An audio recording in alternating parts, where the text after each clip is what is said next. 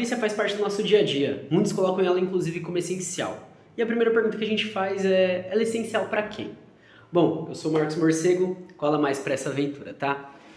Recentemente, quando analisamos a formação dos estados latino-americanos, a gente chegou a essa conclusão e está lá no nosso episódio do podcast.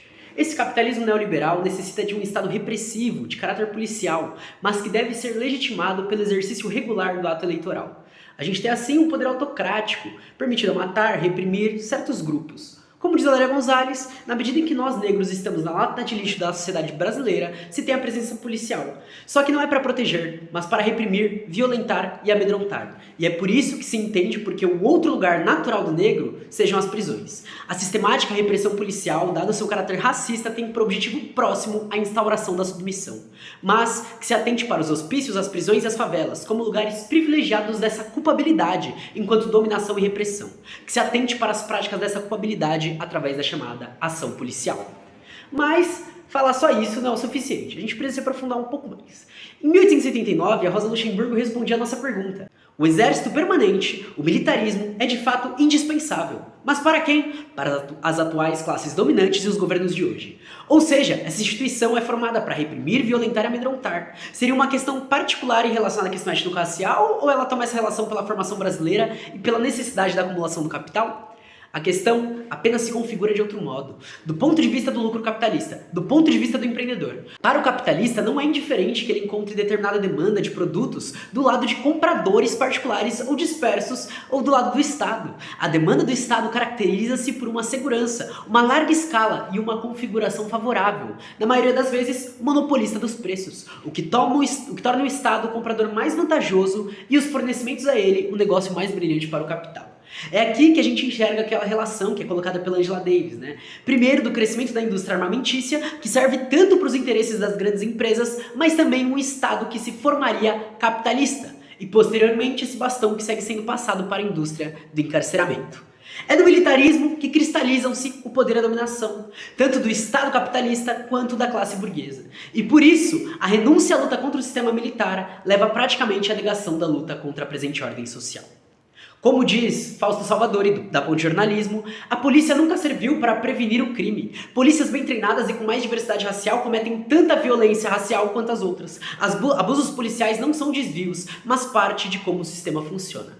Para exemplificar isso, a gente vai trazer aqui uma perspectiva norte-americana com Alex Vitale. O uso excessivo de força, contudo, é apenas a ponta do iceberg do sobrepoliciamento. Existem atualmente mais de 2 milhões de estadunidenses presos ou detidos e outros 4 milhões em liberdade condicional ou assistida. Além disso, ele questiona que das políticas públicas pedidas por comunidades mais pobres, seja escolas, parques, bibliotecas, os investimentos continuam sendo na ala policial. Seja a reforma que for, grande parte delas não enfrenta os problemas fundamentais inerentes ao policiamento. Como exemplo, a ideia de implementar treinamentos de diversidade e multiculturalidade não é nova e nem muito eficaz. A maioria dos policiais que já passou por algum tipo de treinamento de diversidade tende a descrevê-lo como um protocolo cosmético de viés político, completamente descolado das realidades do policiamento de rua. E além disso, o autor questiona que todo mundo gosta da ideia de um policial de bairro que conhece e respeita a comunidade. Infelizmente, essa é uma compreensão mítica da história e do caráter do policiamento urbano. O que distingue a polícia de outros órgãos municipais é que ela está legalmente autorizada a fazer uso da força.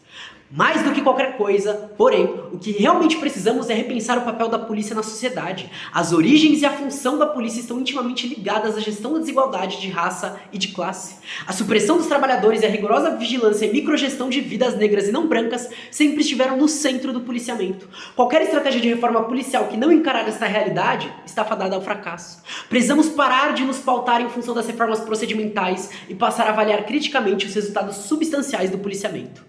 Qualquer projeto verdadeiro de reforma policial precisa substituir as polícias por comunidades empoderadas, trabalhando para resolver seus próprios problemas. O policiamento jamais será uma ferramenta justa ou eficiente de empoderamento comunitário, muito menos de justiça racial. As comunidades precisam confrontar diretamente os arranjos políticos, econômicos e sociais que produzem enormes disparidades entre as raças e o abismo cada vez maior entre os que têm e os que não têm. Não precisamos de reformas policiais vazias, precisamos de uma democracia robusta que confira às pessoas a capacidade de agir de seu governo e de si mesmas soluções reais, não punitivas a seus problemas. Pra esse dia que nós prendemos a polícia. Mais uma vez, por favor. Nesse dia nós prendemos a polícia.